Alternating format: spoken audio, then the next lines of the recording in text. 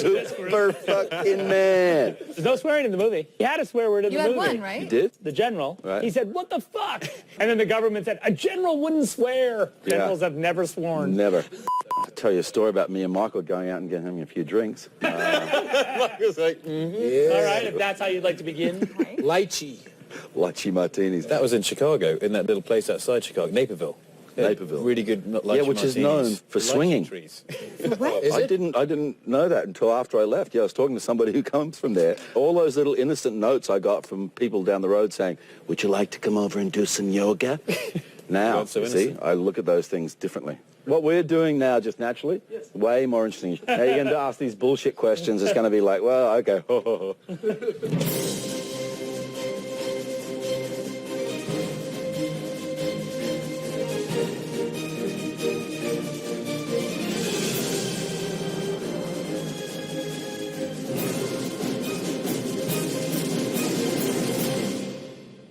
What if a child dreamed of becoming something other than what society had intended?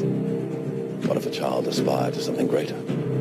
My son will give the people of Earth an ideal to strive towards. In time, he will help them accomplish wonders. You believe your son is safe? I will find him!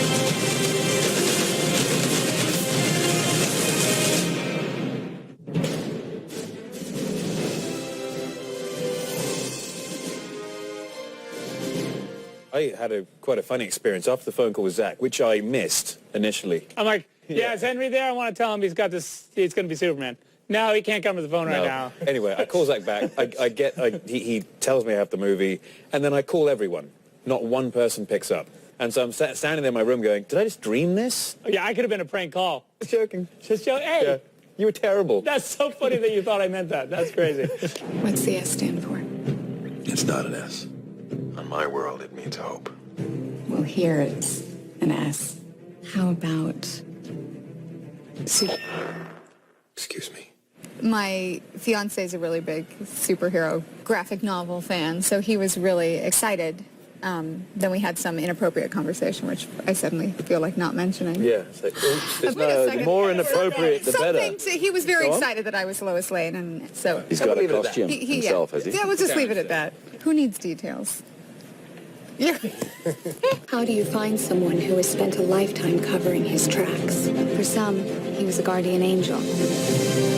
For others, a ghost who never quite fit in. I said to my two boys, I said, no, I'm going to be Superman's dad. So if I'm Superman's dad, what does that make you?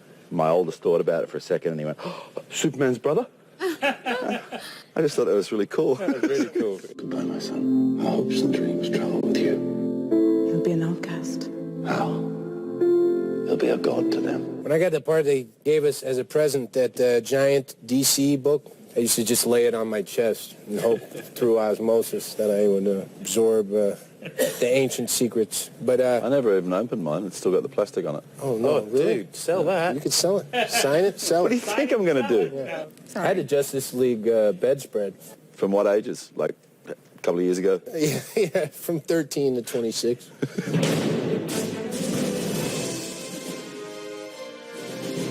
You know, I always think about the 50s, you know, the TV show. The dun, dun, dun, dun, dun, dun, dun, dun. For whatever reason, it's just ingrained in my mind. It's like, you know, strange visitor from another planet who came to Earth with power beyond those of Mars. You know, like, I mean, you've just seen it like 1,000 times on TVs. Right. Personally, during all of my research, the stuff which I really, really enjoyed was from Modern Age, which was Death of Superman, Return of Superman, that kind of stuff. Quite simply, just because it was getting to a point where they wanted to make the stories somehow different, and there was that wonderful sort of evolutionary stage. And also, I love the artwork, and the story writing was good. And that sort of, but the evolutionary stage certainly applied to what we were doing with Superman as well.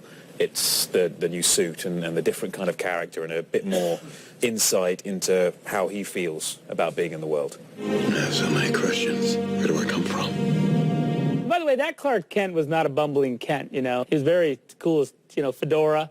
Not a bumbling Kent. Cool. David Goyer, the writer of the screenplay, he'll talk about, like, there was a super horse, super dogs, Yeah. super chimp. I think his name is Bupo the chimp. Whenever I have a question, I call David and ask him about, like, is this cool? No, if I had any Superman questions, I'd just call Amy's fiance. Yeah, exactly. That's right. Mr. Red Pants. He is going to Just so you know, we never reenacted anything. It was just a joke. So, come on.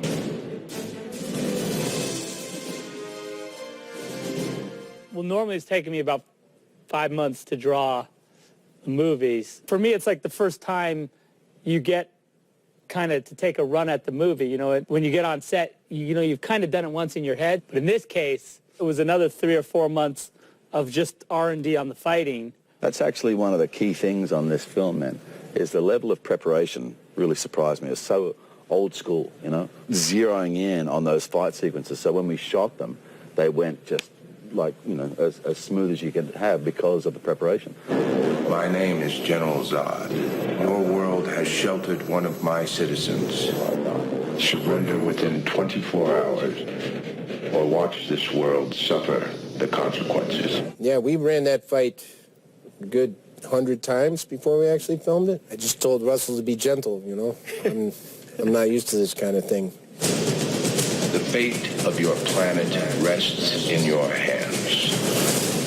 I'm gonna stop you. And the greatest thing about, although we were there for months, the stunt guys were there for months before that even, building all the stuff. So by the time we got there, they were teaching us, as opposed to them trying to learn it as well as us. But people don't do that anymore, you know. People put the pressure back on the actor, you know, in your life. Just, you know, find the odd moment to do your preparation. Right. I think I'm the only person who didn't have to train. You look great. Anyway, that's all. Oh, thank you. I was fishing for a compliment, so. You don't need to train. For God's sakes, Amy, you don't need to train. My son, you can save all of them. No day in particular where I was like, okay, cool, yeah, I look like Superman now. You always think you can do better. You always think you can be leaner, or I should have worked that harder. You put a lot of pressure on yourself in that sense. There was no point That happened where every you look day. at yourself Every and you go, day. Every day. no, it's not when you Come look on, at yourself Henry, and you go, cough oh it yeah, up, mate. I'm awesome. Every He morning. walks on set and says, I'm Superman. Yeah. And we had to say it to him as well. Yeah, it was Morning, in a memo Superman. passed out every morning. You look incredible today. Nice day for flying. Because you're working so hard. When it came to the training, I think it was 5 months, over 5 months worth of training before the movie and then training throughout.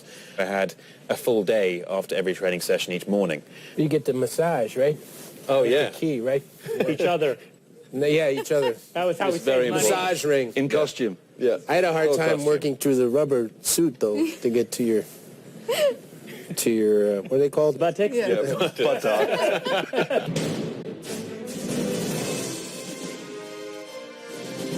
It is interesting, though. Like, for instance, when you flew the first time from the ground, right? Like, we were doing a shot where he flies away. It was like actually one of the first times we shot in the suit, right? Yeah. So it was Amy and Henry coming down on a wire, and they had a dialogue scene, and then Henry flies out of the scene.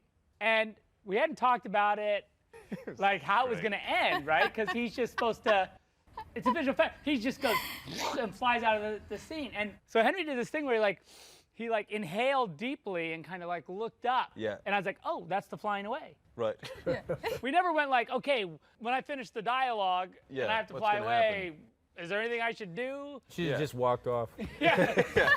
He had to do this thing where he did his flyaway, then he had to duck down. Right. Yeah, it was really bizarre. People who didn't know, and it happened to quite a few people on camera, who didn't know what I was doing, they'd just be staring at me while everyone else was doing that. A couple of guys who were in the movie, and special forces guys, and they were standing there being all tough and hard, and they told me afterwards that they saw me suddenly look up and breathe, and one of them was going, he's got a really long neck. And you could see this whole process happening on camera. Everyone's like, dude, he's not there anymore. Yeah. It's like, oh, okay.